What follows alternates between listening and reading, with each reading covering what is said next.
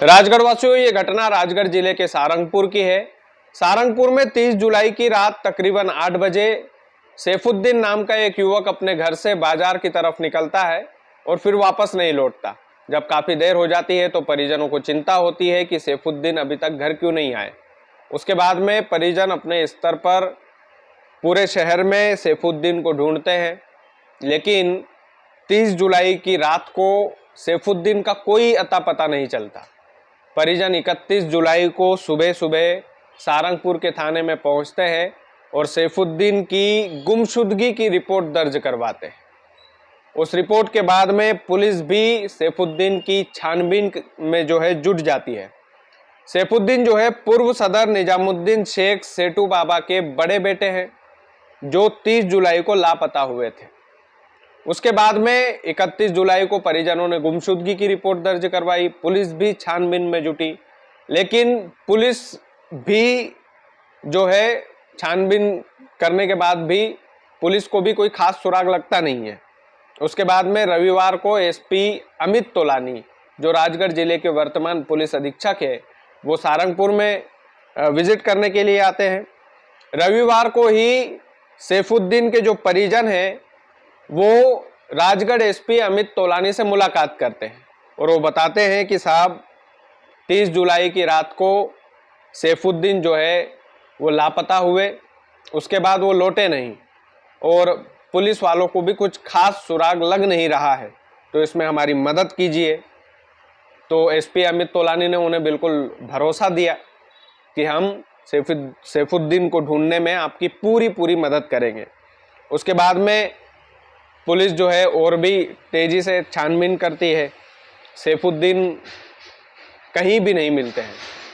सोमवार को यानी कि 6 दिन के बाद सैफुद्दीन का शव जो है वो नाले में मिलता है।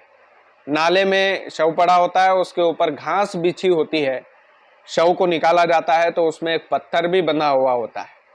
उसके बाद में सारंगपुर के जो लोग हैं वो आक्रोश में आ जाते हैं। सैफुद्दीन के परिजन आक्रोश में आ जाते हैं शव को मिलने के बाद। तो पूरा थाना जो है, सारंगपुर थाने को पूरी तरीके से घेर लिया जाता है। भारी भीड़ जमा हो जाती है। वहाँ पर एसडीओपी साहब पहुँचते हैं, टीआई मैडम पहुँचती है सारंगपुर की। उसके बाद में एसपी अमित तोलानी स्वयं पहुँचते हैं, परिजनों को समझाते हैं कि हम अगर ये हत्या हुई है तो इस हत्या की पूरी गुत्थी सुलझाएंगे। हत्यारा कौन है इसके बारे में भी बिल्कुल आपको अपडेट देंगे। पूरी छानबीन पुलिस अपने स्तर पर करेगी और जो भी दोषी है उसे बिल्कुल सजा मिलेगी। उसके बाद में जो पूर्व सदर निजामुद्दीन शेख सेठू बाबा है, उनकी मुलाकात एसपी अमित तोलानी सर से होती है। एसपी साहब उन्हें समझाते हैं। फिर जो सैफुद्दीन के जो पिता हैं वो भीड़ को समझाते हैं कि पुलिस इस मामले में पूरी छानबीन करेगी। पुलिस ने हमें भरोसा दिया है, आप सभी अपने अपने घर चले जाइए। उसके बाद में पोस्टमार्टम के लिए शव को सारंगपुर से राजगढ़ रेफर कर दिया जाता है। एसपी साहब बताते हैं कि पूरा पोस्टमार्टम जो है वो वीडियोग्राफी के थ्रू होगा। उसकी पूरी वीडियो बनाई जाएगी और जो भी दोषी होगा उसको उचित सजा मिलेगी। जो भी कानून के दायरे में सजा होती है वो मिलेगी। लेकिन सैफुद्दीन के जो परिजन हैं वो एक और आरोप लगाते हैं। आरोप ये लगाते हैं कि एक श्याम पुष्पत नाम का जो युवक है, उसी ने सैफुद्दीन की हत्या की है। वो ये शक जाहिर करते हैं कि सैफुद्दीन का जो हत्यारा है वो श्याम पुष्पत नाम का युवक है। पुलिस थाने लेकर आती है श्याम पुष्पत को। श्याम पुष्पत से पूछताछ की जाती है। पहली पूछताछ में श्याम पुष्पत बिल्कुल इनकार कर देता है कि नहीं, मुझे नहीं पता कि हत्या किसने की, मुझे नहीं पता कि सैफुद्दीन की मौत कैसे हुई। उसके बाद में एक और मोड़ इस कहानी में यह आता है कि श्याम पुष्पत नाम के इस युवक की आखिरी कॉल जो है वो सैफुद्दीन के फ़ोन में दिखती है। यानी कि आखिरी बार सैफुद्दीन को कॉल करने वाला श्याम पुष्पत ही था। हालांकि पुलिस अभी इस मामले में छानबीन कर रही है, हत्यारे का पता लगा रही है कि कौन हत्यारा है। राजगढ़ जिले की पुलिस है तो हत्यारे का पता जल्द ही लग जाएगा। लेकिन सारंगपुर में कल बड़ा हंगामा हुआ, थाने के सामने हंगामा हुआ, परिजनों ने खूब बवाल काटा, लेकिन सैफुद्दीन के पिताजी ने भीड़ को घर जाने के लिए कहा।